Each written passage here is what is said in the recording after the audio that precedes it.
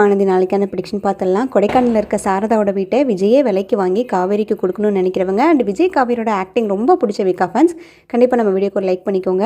தாத்தா விஜய் கிட்ட வந்து சொல்லுவார், இந்த மாதிரி டைமில் நீ காவேரி கூட தான்ப்பா ஒட்டுக்காக இருக்கணும், நீ பாட்டிக்காக யோசிக்கிறது தப்பு கிடையாது, ஆனால் இந்த மாதிரி டைமில் காவேரி வந்து உன்னோட அன்பையும் உன்னோட பாசத்தையும் தேடுவா, அதனால் பாட்டிக்காக யோசிச்சு நீ இங்கே இருந்துட்டேன்னா காவேரி தான் அங்கே கஷ்டப்படுவா, அது போக அங்கே கங்காவும் ப்ரெக்னெண்ட்டாக இருக்காங்க, சாரதா ஒருத்தங்க வந்துட்டு எத்தனை பேர்த்த பார்த்துக்க முடியும், மலேசியாவுக்கு வந்து குமரனும் போயிட்டாரு, இல்லைனா கூட நான் இங்கே இருக்க வச்சிருவேன், அதனால் எனக்கு ஒன்றும் பிரச்சனை கிடையாது விஜய், நான் பாட்டியை பார்த்துக்கிறேன், இந்த மாதிரி உடம்பு சரியாமல் போகிறதில்ல சரியாகிறதெல்லாம் சாதாரண விஷயந்தான், வயசாயிருச்சுல்ல, அதுக்காக வந்துட்டு நீ இங்கே இருக்க வேண்டாம்ப்பா, நீ போ நான் பார்த்துக்கிறேன், சித்தியும் இங்கே தானே இருக்கா, அவள் பார்த்துக்குவா, நீ ஒன்றும் கவலைப்படாத, ஏதாவது ஒரு எமர்ஜென்சினா நான் கால் பண்ணி சொல்கிறேன், அதுக்கப்புறம் நீ வந்தனா போதும் அப்படின்ன மாதிரி தாத்தா வந்து விஜய் கிட்ட சொல்லுவார். உடனே விஜய், என்ன தாத்தா இப்படி சொல்கிறீங்க, பாட்டி வேற நான் பக்கத்துலேயே இருக்கணும்னு வேற சொல்கிறாங்க, சடனாக அவங்களுக்கு ஏதாவது சிவியராக ப்ராப்ளம் ஆயிடுச்சுன்னா நான் என்ன பண்ணுவேன், இதவே யோசிச்சு நான் கில்ட்டியாக ஃபீல் பண்ண முடியாது அப்படின்ற மாதிரி சொல்ல, இல்லைப்பா அதெல்லாம் இருக்கிறது தான், பாட்டி திடீர்னு வந்து உன்னை இது கேட்டானா நான் உடனே கால் பண்ணி சொல்ல போகிறேன், நீ ஒரு அரை மணி நேரத்தில் இங்கே வந்துட போகிற, நீ முதல்ல போய் காவேரியை பாரு, ப்ரெக்னென்சி டைமில் நீ கண்டிப்பாக வந்துட்டு அவள் கூட தான் இருக்கணும், அவளுக்கு ஏதாவது ஒரு எமர்ஜென்சி இல்லை வந்து அங்கே குமரனும் இல்லை கங்காக்கே ஒரு எமர்ஜென்சினா அங்கே யார் இருக்காங்க, ஆம்பளை துணை இல்லாத வீடு, நீ தான் அங்கேருந்து எல்லாத்தையும் பார்த்துக்கணும், நான் இங்கே தான் இருக்கேன்ல நான் பார்த்துக்கிறேன் விடு, நீ முதல்ல கிளம்பி அங்கே போப்பா அப்படின்ன மாதிரி சொல்ல, சரி தாத்தா நான் காலையில் வேணால் போகிறேனே அப்படின்ன மாதிரி சொல்ல, இல்லை பாட்டி தான் இப்போ தூங்கிட்டால, இங்கே காவேரிக்கும் வந்துட்டு தூக்கம் வருமோ வராதோ ரொம்ப நாள் ஆச்சுல்ல, அவள் கம்ஃபர்டபுளாக அங்கேயே இருந்திருப்பா, நீ இப்போ போகிறது தான் கரெக்டாக இருக்கும், காலையில் பாட்டி எழுந்திரிச்சு பாட்டி முன்னாடி போனோன்னா அது சரியாக வராது, நீ இப்போவே போ நான் சமாளிச்சுக்கிறேன் அப்படின்ன மாதிரி சொல்லுவாங்க. அது போக இன்னொரு விஷயம், இந்த மாதிரி டைமில் காவேரியும் வந்து மனசு சங்கடப்படுற மாதிரி பாட்டி பேசிக்கிட்டு இருக்கா, அதை கேட்டுட்டு காவேரிக்கும் வந்து மனசு தாங்காதுல்ல, அந்த பொண்ணு மாசமாக இருக்கும்போது ப்ரெக்னென்சி டைமில் வந்துட்டு மனசு காயப்படுத்துறதுலாம் நல்லதே கிடையாது, மனசு எப்போவுமே வந்துட்டு சந்தோஷமாக இருக்கணும், அப்போ தான் அந்த குழந்தைய வயிற்றில் வளரும்போது நல்லா ஆரோக்கியமாகவும் சந்தோஷமாகவும் வளரும், அதனால தான் சொல்கிறேன், பாட்டி ஏதாவது ஒன்று கிடக்க ஒன்று பேசிட போகிறா விஜய், அதுக்காக தான் நான் முக்கியமாக ஒன்று சீக்கிரமாக இங்கேருந்து அனுப்புகிறேன் அப்படின்ன மாதிரி சொல்ல, தேங்க்ஸ் தாத்தா, நீங்கள் இவ்வளோ தூரம் அண்டர்ஸ்டாண்ட் பண்ணி வச்சதுக்கு, இப்போ கூட எனக்காக என்னோடய சூழ்நிலையிலேருந்து யோசிக்கிறீங்கல்ல, ரொம்ப தேங்க்ஸ் தாத்தா, நீங்கள் பாட்டியை நல்லபடியாக பார்த்துக்கோங்க, இன்கேஸ் ஏதாவது எமர்ஜென்சினா இல்லை பாட்டி என்னை கேட்டு அடம் பிடிக்கிறாங்கன்னா உடனே சொல்லுங்கள் நான் வந்துடுறேன், இனிமேல் ரொம்ப நாளெல்லாம் பாட்டியை பார்க்காம இருக்க மாட்டேன், முடிஞ்ச வரைக்கும் ஒரு நாள் 2 நாளைக்கு ஒரு வாட்டி நான் இங்கே வந்து பாட்டியை பார்த்துட்டு போகிறேன், பாட்டியும் முடிஞ்சு அங்கே கூட்டிகிட்டு வாங்க அப்படின்ன மாதிரி சொல்ல, சரி விஜய் அதெல்லாம் நான் பார்த்துக்கிறேன், நீங்கள் கிளம்புங்க லேட் ஆகிடுச்சு அப்படின்ன மாதிரி சொல்ல, உடனே காவேரி வேண்டாம் தாத்தா நான் இங்கே இருக்கேன் அப்படின்ன மாதிரி காவேரி வந்து தாத்தா கிட்ட சொல்லுவாங்க. உடனே தாத்தா, இல்லை காவேரி நான் எல்லாமே விஜய் கிட்ட சொல்லிட்டேன், பாட்டியை நான் பார்த்துக்கிறேன், இப்போ நீ போமா நாளைக்கு வரலாம் அப்படின்ன மாதிரி தாத்தாவும் சொல்லுவாங்க.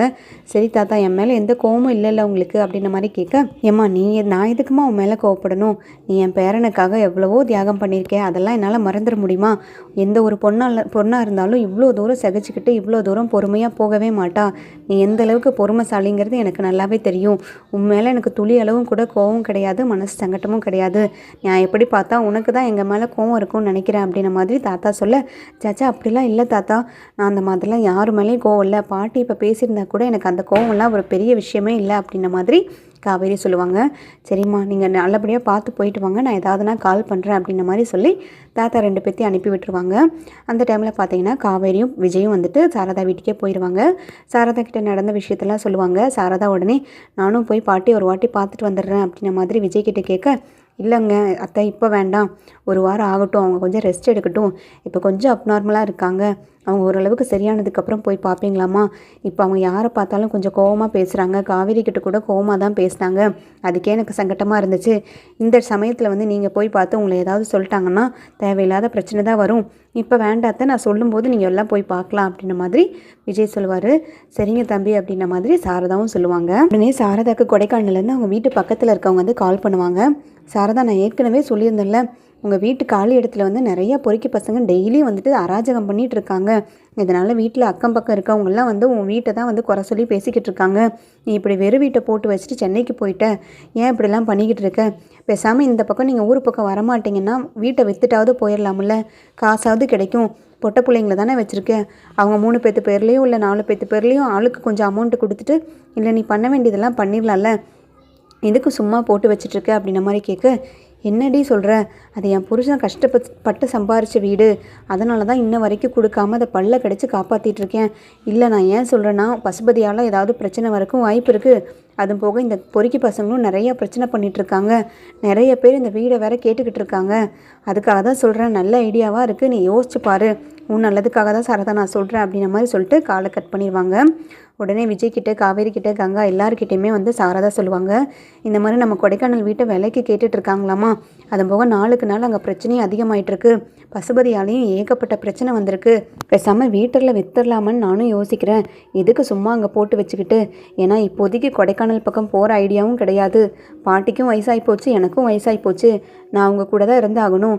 அங்கே நான் தனியாக போய் என்ன பண்ண போகிறேன்? பேசாமல் அந்த வீட்டை விற்றுட்டு ஆளுக்கு கொஞ்சம் பணத்தை கொடுத்துட்டுமா அப்படின்ற மாதிரி காவேரி கிட்ட வந்து சாரதா கேட்பாங்க. உடனே கங்காவும், ஆமாம், அந்த வீடு மட்டும் எதுக்கு நம்மளுக்கு, சும்மா கொடைக்கானல் பக்கம் தான் நம்ம போகிறதுன்னு ஆகிப்போச்சு. நம்மளுக்கு தொழிலிருந்து எல்லா வசதியும் சென்னையில் தான் இருக்குது.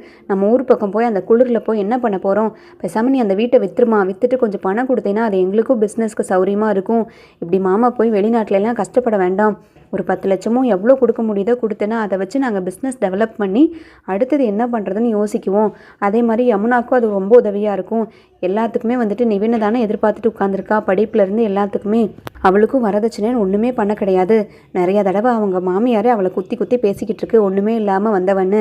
ஸோ அதெல்லாம் வாயடைக்கிறதுக்கு நம்ம இதுதான் சரியான வழி. ஏதோ அவளுக்கு ஒரு அமௌண்ட்டோ இல்லை நகையோ பணமோ நீ கொடுத்துட்டேன்னா அவளுக்கும் கொஞ்சம் நிம்மதியாக இருக்குல்ல. அதுக்காக தான் சொல்கிறேன், அந்த வீட்டை சும்மா அனாதையாக போட்டு வச்சிருக்கிறதுக்கு பதிலாக விற்றுட்டு போயிருமா, அதான் நல்லது அப்படின்ற மாதிரி சொல்ல காவேரிக்கு கோவம் வந்துடும். யாரை கேட்டு நீங்கள் வந்து வீடை விற்கிறதுக்கு இதெல்லாம் யோசிச்சுட்டு பிளான் பண்ணிகிட்ருக்கீங்க? அம்மா இங்கே பாருமா, எனக்கு ரொம்ப கோவம் வந்துடும். அந்த வீட்டை விற்கிறத பற்றி மட்டும் நீ யோசிக்கவே செய்யாத. அந்த வீட்டை அவ்வளோ கஷ்டப்பட்டு இப்போதைக்கு நம்ம தக்க வச்சுருக்கோம். உனக்கு எப்படிம்மா கொஞ்சம் கூட வாய் கூசாமல் அப்பா கஷ்டப்பட்டு சம்பாரிச்ச வீடை விற்றுடலான்னு ஈஸியாக சொல்கிற? அக்கா நீ கூட அதுக்கு சப்போர்ட் பண்ணி பேசுகிற, என்னக்கா நினச்சிட்ருக்க? அந்த வீட்டெல்லாம் விற்கிறதுக்கு நான் ஒருபோதும் அனுமதிக்கவே மாட்டேன், சம்மதிக்கவே மாட்டேன். இதுக்கு மேலே நீங்கள் இந்த நியாயத்தை யாருமே எடுக்க வேண்டாம்.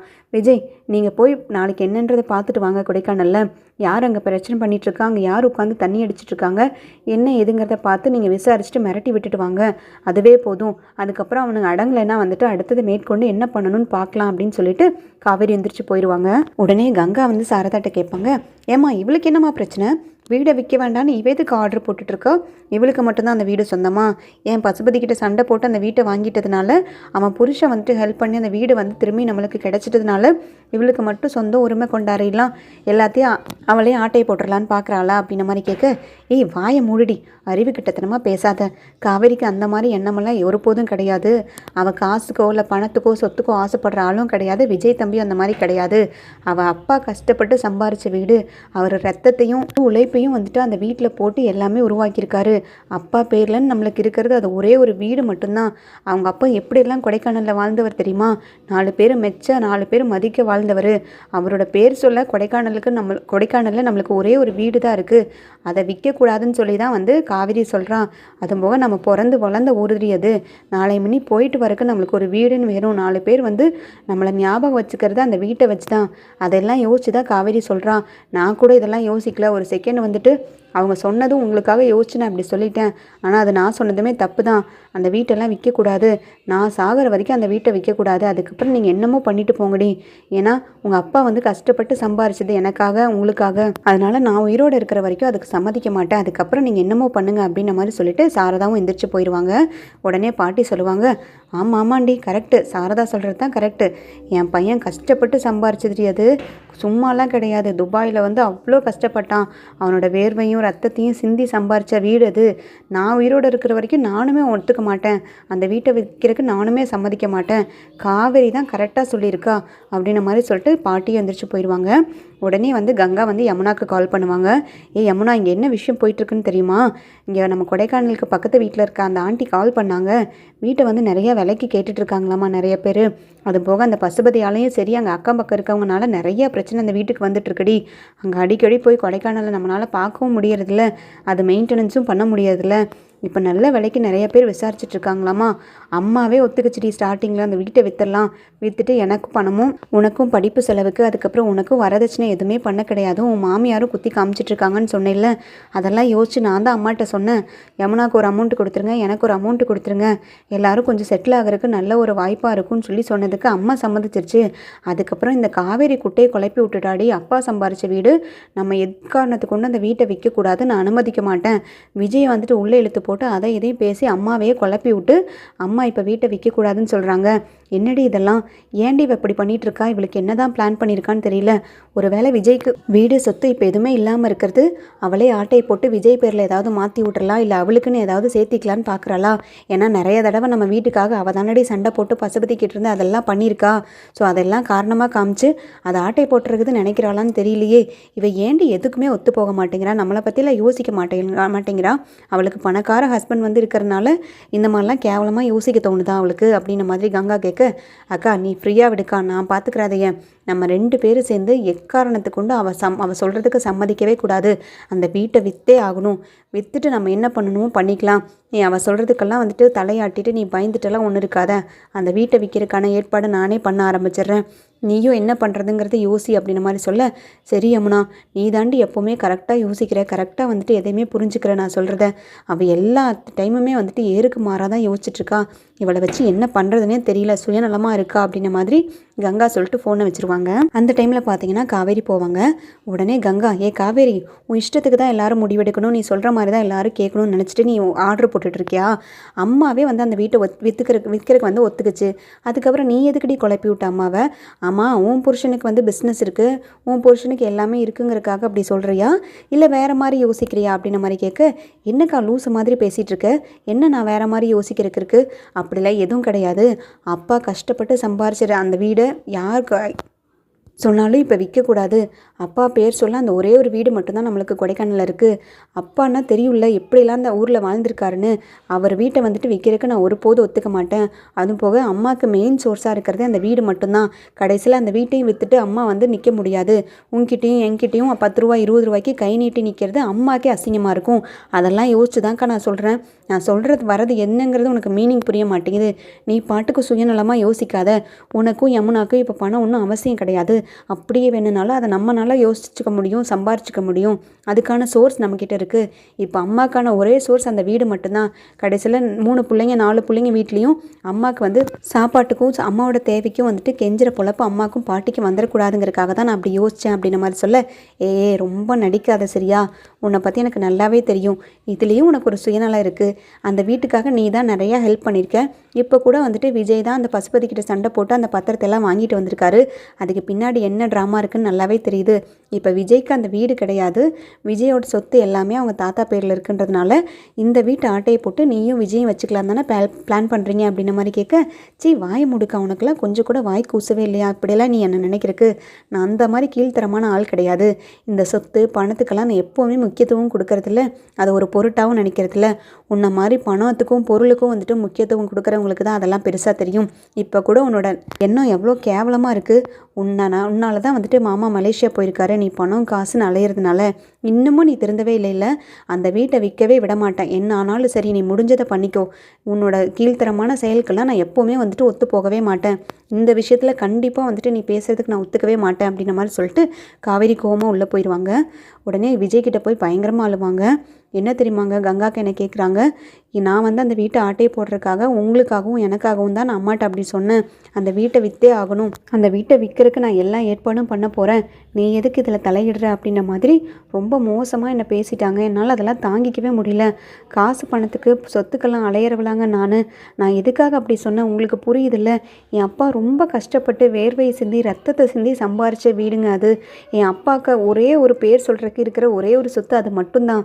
அதையும் விட்டுட்டாருன்னா என் அம்மாவுக்கும் சரி அப்பாவுக்கும் சரி எந்த விதமான பேருமே அந்த கொடைக்கானல் இல்லாமல் போயிடும். அவங்க வாழ்ந்ததுக்கான ஒரு சாட்சி கூட இல்லாமல், ஒரு தடயம் கூட இல்லாமல் அழிஞ்சிரும். அதுக்காக மட்டும்தான் வந்துட்டு நான் அந்த மாதிரி சொன்னேன் விஜய். பட் கங்காக்கா இப்படி சொல்லுவாங்கன்னு நான் எதிர்பார்க்கவே இல்லை. அம்மாவும் பாவம் தானே, கடைசியில் அவங்களுக்கு சோர்ஸ் இல்லாமல் நடுத்தருவில் நிற்க போகிறது அவங்க தானே. அதெல்லாம் யோசிச்சு தான் விஜய் நான் அப்படி சொன்னேன் அப்படின்ற மாதிரி சொல்ல, நான் எக்காரணத்தை கொண்டு அந்த வீட்டை வந்து விற்கிறதுக்கு அக்செப்ட் பண்ணவே மாட்டேன்.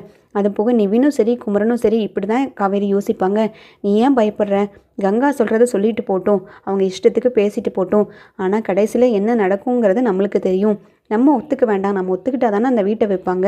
அதுக்கப்புறம் மேற்கொண்டு ஏதாவது பிளாக்மெயில் பண்ணியோ இல்லை நம்மளை வந்து எமோஷ்னலாக பிளாக்மெயில் பண்ணி ஏதாவது ஒத்துக்க வச்சு ட்ரை பண்ணாங்கன்னா அதுக்கப்புறம் எனக்கு ஒரு ஐடியா இருக்குது, அதை என்ன பண்ணணுமோ பண்ணிக்கிறேன் அப்படின்ற மாதிரி சொல்ல, நீங்கள் என்னங்க ஐடியா வச்சுருக்கீங்க, என்னங்கிறத சொல்லுங்கள் அப்படின்ற மாதிரி காவேரி கேட்க, உடனே விஜய் மனசுக்குள்ள நினைப்பார், அப்படி அந்த வீடு வந்து நம்ம கைவிட்டு போகிற சூழ்நிலை வந்துச்சுன்னா அந்த வீட்டை நானே வாங்குவேன், அந்த வீட்டை உன் பேரில் நான் வாங்க தான் போகிறேன், அப்படிலாம் வந்துட்டு அந்த வீட்டை நான் விட்டுற மாட்டேன் அப்படின்ற மாதிரி மனசுக்குள்ளே நினைப்பார்.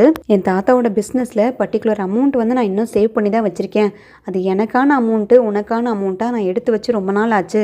அது வந்துட்டு முழுக்க முழுக்க என் உழைப்பால் சம்பாரித்த பணம். அந்த பணத்தில் வந்து அந்த வீட்டை நான் வாங்கிடுவேன், எதுக்கும் கவலைப்படாத அப்படின்ற மாதிரி மனசுக்குள்ளே நினைப்பார்.